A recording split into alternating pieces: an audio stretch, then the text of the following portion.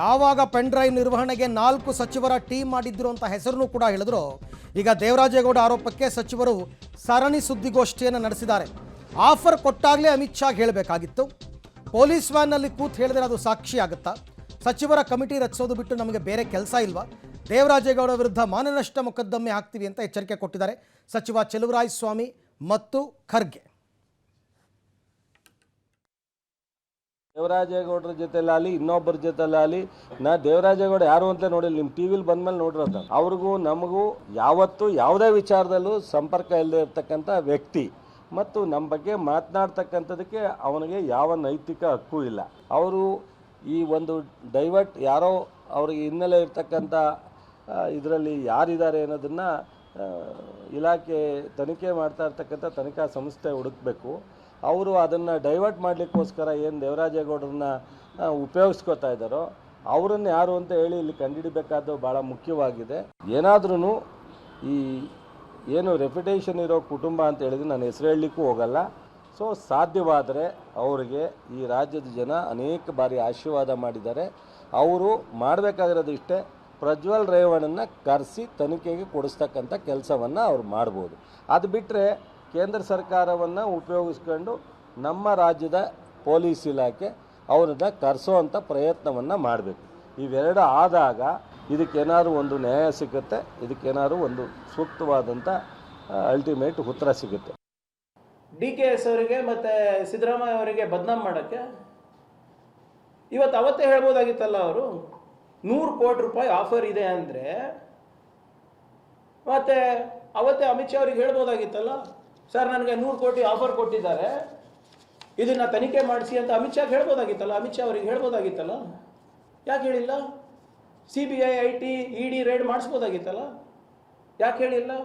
5 ಕೋಟಿ ರೂಪಾಯಿ ಯಾವುದೋ ಕ್ಲಬ್ಬಲ್ಲಿ ಕೊಟ್ಟಿದ್ದಾರಂತಲ್ಲ, ತೆಗಿಸಿಯ CCTV ಯಾರ್ಯಾರಿದ್ರು ಯಾರ್ಯಾರಿರಲಿಲ್ಲ ಅಂದರೆ ನಮಗೆ ಎಲೆಕ್ಷನ್ ಬಿಟ್ಟು ಬೇರೆ ಏನು ಕೆಲಸ ಇರಲಿಲ್ವ ಅವಾಗ? ಬರ ನಿರ್ವಹಣೆ ಮಾಡೋದು ಬಿಟ್ಟು ಬೇರೆ ಏನು ಕೆಲಸ ಇರಲಿಲ್ಲ. ಪೆನ್ ಡ್ರೈವ್ ಹಿಂದೆ ಬಿರ್ಬೇಕು ಆಗಿತ್ತಾ? ಈಗ ಕೆಲವು ಪ್ರಶ್ನೆಗಳು ನಾನು ಕೇಳಲಿಕ್ಕೆ ಬಯಸ್ತಾ ಇದ್ದೀನಿ. ಈಗ ಇದು ಪದೇ ಪದೇ JDS ಅವರು BJP ಅವರು ಏನು ಮಾಡ್ತಾ ಇದ್ದಾರೆ ಅಂದರೆ ಇಶ್ಯೂವನ್ನು ಡೈವರ್ಟ್ ಮಾಡೋಕ್ಕೆ ಕಾಂಗ್ರೆಸ್ ಮೇಲೆ ಗೂಬೆ ಕೂಡಿಸ್ತಾ ಇದ್ದಾರೆ. ಮುಖ್ಯಮಂತ್ರಿಗಳ ಮೇಲೆ ಆರೋಪ ಮಾಡೋದು, ಉಪಮುಖ್ಯಮಂತ್ರಿಗಳ ಮೇಲೆ ಆರೋಪ ಮಾಡೋದು, ಯಾವುದೇ ಸಾಕ್ಷಿ ಇರಲಾರ್ದೆ, ಯಾವುದೇ ಪುರಾವೆಗಳಿರಲಾರ್ದೆ ಮಾಧ್ಯಮದ ದಾರಿ ತಪ್ಪಿಸ್ಬೇಕಂತ ನೋಡಿ. ಅವ್ರ ಮೇಲೆ ಯಾವುದು ಕಂಪ್ಲೇಂಟ್ ಇಲ್ಲ ಅಲ್ಲ, ಅವ್ರ ಮೇಲೆ ಕಂಪ್ಲೇಂಟ್ ಇರೋದು ಸೆಕ್ಷುವಲ್ ಹರಾಸ್ಮೆಂಟ್ ಕಂಪ್ಲೇಂಟ್ ಇದೆ. ಅದಕ್ಕೆ ಅವ್ರು ಇದು ಇದ್ದಾರೆ. ಅದೇನಾಗಿದೆ ಅದನ್ನು ಹೇಳಲಿ ಅಲ್ಲ ಅವರು. ಅದು ಬಿಟ್ಟು ಸುಮ್ಮನೆ ನಾನು ಹೊರಗಡೆ ಬಂದ ತಕ್ಷಣ ಪತನ ಆಗುತ್ತೆ ಅಂದರೆ ಯಾರಪ್ಪ ಇವರೆಲ್ಲರೂ? 5 ಕೋಟಿ ತೊಗೊಂಡು ಹೋಗ್ಬೇಕಂದ್ರೆ ಎಷ್ಟು ಚೀಲ ಬೇಕಾಗ್ತದೆ ಗೊತ್ತಿರ್ತದಲ್ಲ BJP ಅವರಿಗೆ ಆಪರೇಷನ್ ಕಮಲ ಮಾಡಿ ರೂಢಿ ಇದೆ ಅಲ್ವಾ? ಎಷ್ಟು ಬ್ಯಾಗು ಏನು ಅದೆಲ್ಲ ಗೊತ್ತಿರ್ತದಲ್ಲ. ಎಷ್ಟು ಟೆಂಪೋಗಳು ಬೇಕಾಗುತ್ತೆ ಅಂತ, ಎಷ್ಟು ಟೆಂಪೋಗಳು ಬೌರಿಂಗ್ ಕ್ಲಬ್ ಒಳಗಡೆ ಹೋದ್ವು, ಎಷ್ಟು ಟೆಂಪೋಗಳು ಹೊರಗೆ ಬಂದರು, ಅದೆಲ್ಲ ಮಾಡಲಿ. ಈ ಬಗ್ಗೆ ಮತ್ತಷ್ಟು ಮಾಹಿತಿ ನನ್ನ ಕೊಲ್ಲಿಗ್ ಮಸೂದ್ ಅವರಿಂದ ಪಡೆಯೋಣ. ಮಸೂದ್, ದೇವರಾಜೇಗೌಡರು ಮಾಡಿದಂತಹ ಆರೋಪಕ್ಕೆ ಮಾಧ್ಯಮಗಳ ಮುಂದೆ ಉತ್ತರ ಕೊಟ್ಟರೆ ಸಾಕಾ ಅಂತ? ಯಾಕೆಂದರೆ ಈಗ SIT ತನಿಖೆ ನಡೀತಾ ಇದೆ, ದೇವರಾಜೇಗೌಡರು ಕೂಡ ತನಿಖೆಯಲ್ಲಿ ಪಾಲ್ದಾರರಾಗಿದ್ದಾರೆ. ಸೊ ಈ ಸಂದರ್ಭದಲ್ಲಿ ಅವರಿಂದನೇ ಬಾಯಿ ಬಿಡಿಸ್ಬೋದಲ್ಲ ಏನು ನಡೀತು ಅಂತ? ಅರವಿಂದ್, ದೇವರಾಜೇಗೌಡ ಅವರು ನಿನ್ನೆ ಏನು ಆರೋಪ ಮಾಡಿದ್ದಾರೆ ಆ ಗುರುತರ ಆರೋಪವನ್ನು 3 ಜನರು ಕೂಡ ನಿರಾಕರಣೆ ಮಾಡಿದ್ದಾರೆ. ಮುಖ್ಯವಾಗಿ ಉಪಮುಖ್ಯಮಂತ್ರಿ DK ಶಿ ಅವರು ನಿರಾಕರಣೆ ಮಾಡಿದ್ದಾರೆ, ಸಚಿವರಾದಂತಹ ಚೆಲುವರಾಯಸ್ವಾಮಿ ಅವರು ಮತ್ತು ಪ್ರಿಯಾಂಕ್ ಖರ್ಗೆ ಅವರು ಮೂವರು ಕೂಡ ಸ್ಪಷ್ಟವಾಗಿ ನಿರಾಕರಣೆ ಮಾಡಿದ್ದಾರೆ.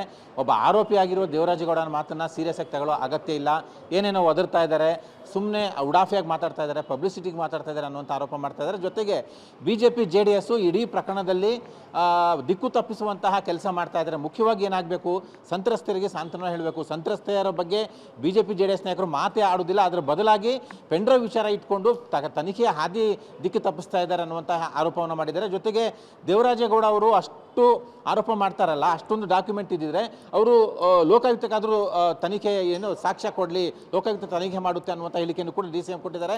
ಜೊತೆಗೆ ಈಗಾಗಲೇ ಈ ಮುಂಚೆನೇ ಸುದ್ದಿಗೋಷ್ಠಿ ಮಾಡಿದ್ರಲ್ಲ, ಆವಾಗಲೇ ಈ ಆರೋಪ ಮಾಡ್ಬೋದಿತ್ತಲ್ಲ, ಆವಾಗಲೇ ಸಾಕ್ಷ್ಯ ಬಿಡುಗಡೆ ಮಾಡ್ಬೋದಿತ್ತ. ಈಗ ವ್ಯಾನಲ್ಲಿ ಕೂತ್ಕೊಂಡು ಪಬ್ಲಿಸಿಟಿಗೋಸ್ಕರ ಮಾಡಿದ್ದಾರೆ ಅನ್ನುವಂತಹ ಟಕ್ಕರನ್ನು ಕೂಡ ಕೊಟ್ಟಿದ್ದಾರೆ. ಜೊತೆಗೆ ಚೆಲುವರಾಯಸ್ವಾಮಿ ಅವರು ಮತ್ತು ಪ್ರಿಯಾಂಕ್ ಖರ್ಗೆ ಅವರು ಇವರ ಹೇಳಿಕೆಯನ್ನು ಮುಂದೆ ಕಾನೂನು ತಜ್ಞರ ಜೊತೆ ಚರ್ಚೆ ಮಾಡ್ತೇವೆ, ಮುಂದೆ ಏನಾಗುತ್ತೆ, ಮೊಕದ್ದಮೆ ಹಾಕಬೇಕಾ, ಮಾನನಷ್ಟ ಮೊಕದ್ದಮೆ ಅಥವಾ ಯಾವ ರೀತಿ ಕಾನೂನು ಪ್ರಕಾರ ಕ್ರಮ ತಗೋಬೇಕು, ಆ ನಿಟ್ಟಿನಲ್ಲೂ ಕೂಡ ನಾವು ಹೆಜ್ಜೆ ಹಾಕ್ತೇವೆ ಅನ್ನುವಂಥ ಹೇಳಿಕೆಯನ್ನು ಕೂಡ ಕೊಟ್ಟಿದ್ದಾರೆ. ಒಟ್ಟಾರೆಯಾಗಿ ದೇವರಾಜೇಗೌಡ ಅವರ ಹೇಳಿಕೆಯನ್ನು ಸೀರಿಯಸ್ ಆಗಿ ತಗೊಂಡಿದ್ರು ಕೂಡ ಮೇಲ್ನೋಟಕ್ಕೆ ಆ ಆರೋಪವನ್ನು ಎಲ್ಲರೂ ಕೂಡ ನಿರಾಕರಣೆ ಮಾಡಿದ್ದಾರೆ. ಆದರೆ ಅವ್ರ ವಿರುದ್ಧ ಕಾನೂನು ಪ್ರಕಾರವಾಗಿ ಕ್ರಮ ತೆಗೆದುಕೊಳ್ತೀವಿ ಅಂತ ಕೂಡ ಹೇಳ್ತಾ ಇದ್ದಾರೆ. ಒಟ್ಟಾರೆಯಾಗಿ ಇಡೀ ಪ್ರಕರಣದಲ್ಲಿ ಸಾಕಷ್ಟು ಗೊಂದಲಗಳಿರುವಂಥದ್ದು.